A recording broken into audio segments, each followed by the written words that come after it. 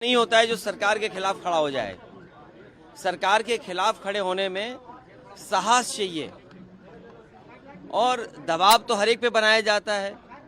ये बात कौन नहीं जानता है कि भारतीय जनता पार्टी जीतने के लिए कोई भी हथकंडा अपनाएगी।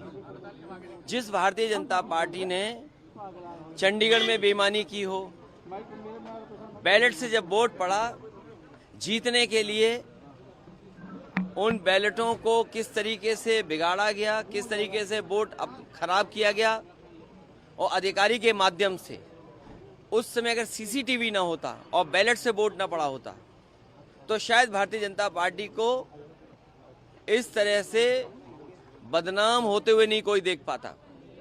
जहां तक यूपी का सवाल है, राज्यसभा के चुनाव में भारतीय जनता पार्टी ने सब कुछ किया है वोट लेने के लिए, और जो लोग गए हैं उनमें साहस नहीं रहा होगा सरकार के खिलाफ खड़ा होने में।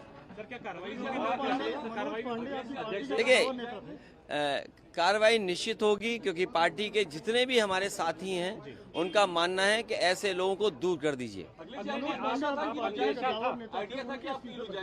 अभी तक तो कद्दावर नेता लग रहे थे, लेकिन कद्दावर नेता निकले नहीं, ये बात समझ में आ गई।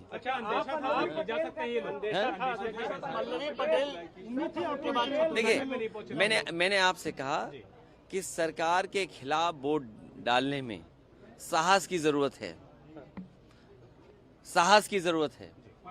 पल्लवी पटेल भी अब वो नहीं दिया होगा वोट, अभी तक नहीं आई है, तो वो जाने, क्योंकि उनकी भी क्या बोला था अभी आपने, अंतरात्मा से। तो मैं किसी की अंतरात्मा के बारे में नहीं जानता हूँ, मेरी अंतरात्मा के बारे में किसी के नहीं मैं जानता हूँ। कोई बात नहीं, जब जो भोज में नहीं आए, चर्चाएं आपके माध्यम से भी थी, चर्चाएं और तरह से भी थी। अब उन बातों को आप बेहतर समझते होंगे कि कोई क्यों चला गया, किसी को सिक्योरिटी की जरूरत रही होगी, किसी को धमकाया गया होगा कि आपके मुकदमे पुराने हैं, आपका इतना रिकॉर्ड अच्छा नहीं है, आपको ये लाभ दे दिया जाएगा। सुनने में तो बहुत कुछ चीजें आ रही हैं, सुनने में तो पैकेज के बारे में भी आ रही हैं। वो बात समझ में नहीं आ रही कि वो पैकेज छोटा था कि पैकेज बड़ा था। अगर आपको समझ में आ रहा हो तो मुझे जरूर जानकारी देना। उनके बारे में, किसके बारे में क्या कहें, किसके बारे में हम क्या कहें। आपने बात की लोकसभा चुनाव से पहले बात की थी, राजा भैया से बात की गई थी, आपके यहाँ से प्रदेश अध्यक्ष ने बात। देखिए, कई बार कुछ लोग, कुछ होता है खबरों में रहने के लिए। देखिए, लोकसभा चुनाव जो उत्तर प्रदेश का होने जा रहा है, वो उत्तर प्रदेश की जनता देख रही है। क्या वो नौजवान जो दौड़ाए जा रहे हैं, जिन पे लाठी पड़ रही है, क्या वो भूल जाएंगे भारतीय जनता पार्टी को? जो लाखों लाख नौजवान परीक्षा दे करके घर लौटा, किराया कहाँ से लाया था, खाने पीने का इंतजाम क्या किया था, कैसे वो रहे थे, कैसे परीक्षा लिखी, और उसके बाद पेपर आउट हो गया, लीक हो गया पेपर, सरकार ने लीक कराया।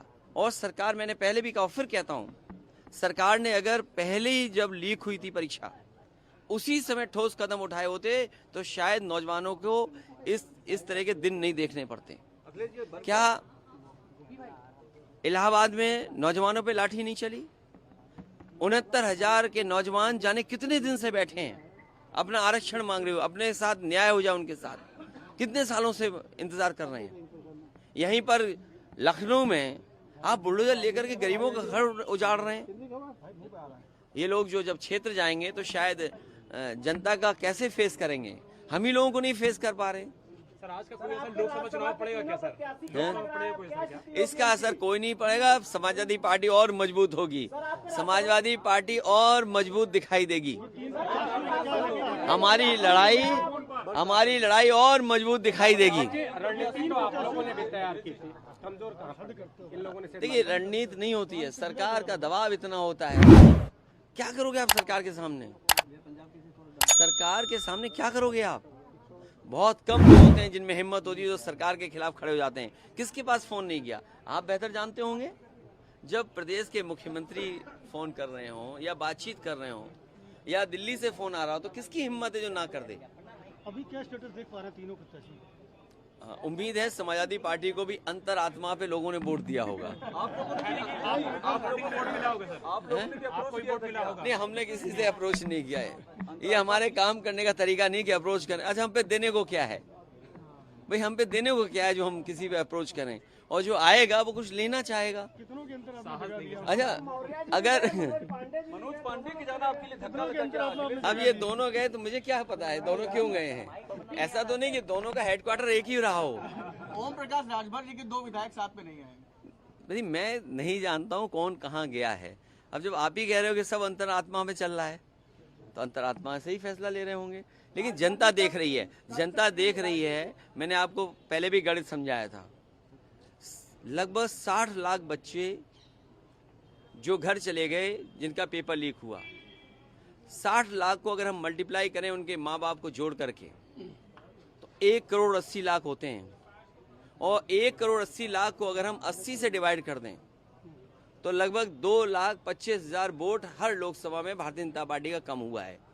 आप हमारे विधायक ले लोगे, विधायकों को कुछ पैकेज दे दोगे, विधायकों को कुछ भरोसा दिला दोगे, आने वाले समय मंत्री बना देंगे, आपको सुरक्षा दे देंगे। और आप देख लेना इस समय जिन्होंने अंतरात्मा से वोट दिया है उन्हें सुरक्षा मिल रही होगी, उन्हें ठेका मिल रहा होगा। पैकेज तो दिखता नहीं है, कई बार कुछ ऐसे पैकेज होते हैं जो दिखते नहीं हैं। वो पैकेज कैसे पता लगेगा?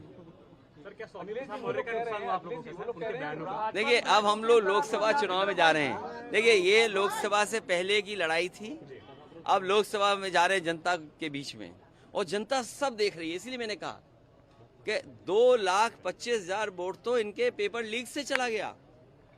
ये क्या मुंह लेकर के जाएंगे जनता के सामने?